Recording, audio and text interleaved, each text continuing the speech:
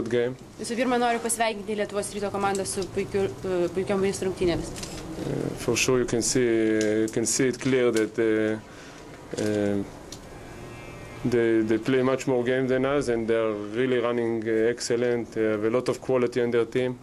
Galima aiškiai matyti, kad jie žaidė daugiau rungtynių ir greitai bėga ir geros kokybės žaidimą. They came out really aggressive, 40 minutes aggressive. We play first half embarrassing basketball about the attitude that we came. 40 minučių Lietuvos Rytas žaidė agresyvų krepšinį, o mes 20 minučių žaidėme gėdingą krepšinį pagal tai, koks buvo mūsų nusiteikimas. It's almost impossible to win with in halftime it was 11-0 on offensive rebound. It's something that we cannot afford ourselves. No team can win with this stat.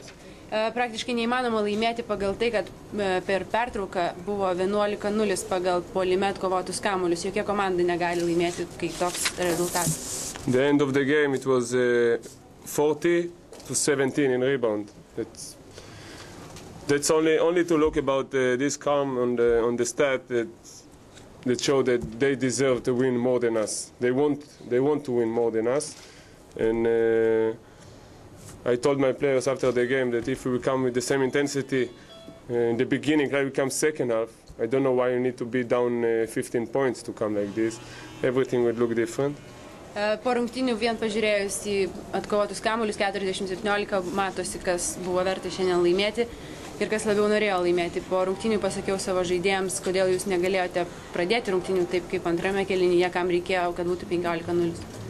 Netiksliau 15 taškų skirti. And if you combine the lack of aggressiveness that we came to the game with the I don't know if maybe I don't have even one name in our team that came ready for the game or was in a good shape.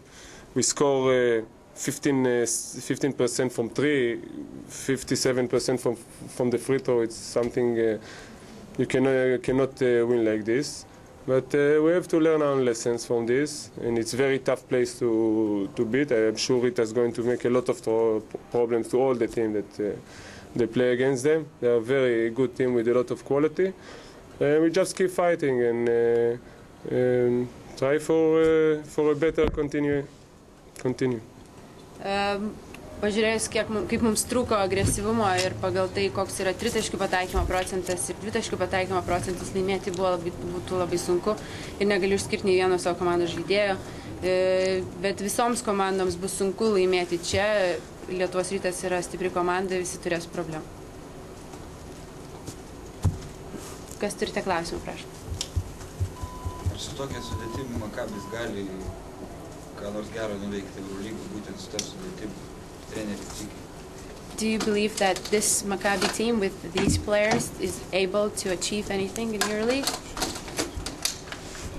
First of all, I still believe in my team, and I believe that Maccabi has a lot of quality players. Tikiu savo komandą, Maccabi turi daug gerų žaidėjų.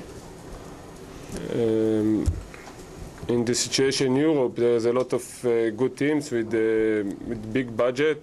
But I believe with the spirit of Maccabi Tel Aviv, and we have some experienced players. We can make. First of all, we can look much better than we look tonight. And then we can talk about doing something in EuroLeague. Žinoma, Europoje yra daug klubų su didesniais biudžetais, bet su Maccabio dvasia ir kai kurių žaidėjų patirtimi, aš tikiu, kad mes galime kažką pasiekti, visų pirma, tikrai atrodyti geriau negu šį vakarą. Maccabi turi vieną geriausių Eurolygos žaidėjų Vučičių, ar netrūksta komandai, aukštaūgių Vučičių, ar netrūksta komandai žaidėjo, kuris galėtų jam kamuolį paduoti, kad jis jau žaistų? Ar jis tai gali be žaidėjo tokiam žaistų? Maccabi has one of the best forwards in the league, Vučić. Do you think that you need a better point guard so that Vučić can play better? First of all, I still believe in our guards. We just have to remember that also Nikola Vučić was injured all the preparation for the season. He just came 3 weeks ago and he's not in his top shape. but everybody knows its quality. Will Bynum just came back he was also injured for 1.5 months. He just came back 1 week ago to practices. It's only the beginning of the season for us. We play only one game in the Israeli league. For sure we're going to look much better, and I still believe in our players, and just we have to work hard. That's a new team with a lot of new players, and for sure in the future we play much better. Nikola Vujčičius tik tai sugrįžo 3 savaitės po traumos. Bynumas taip pat buvo traumuotas 1,5 mėnesio ir tik tai dabar treniravosi 2 kartus. Mes Izraelio lygoje sužaidėme vos 1 rungtynės, tai yra sezono pradžia. Aš tikiu savo žaidėjais ir manau, kad viskas bus geriau. Dar yra klausimas? Okay. Ačiū. Thank you very much.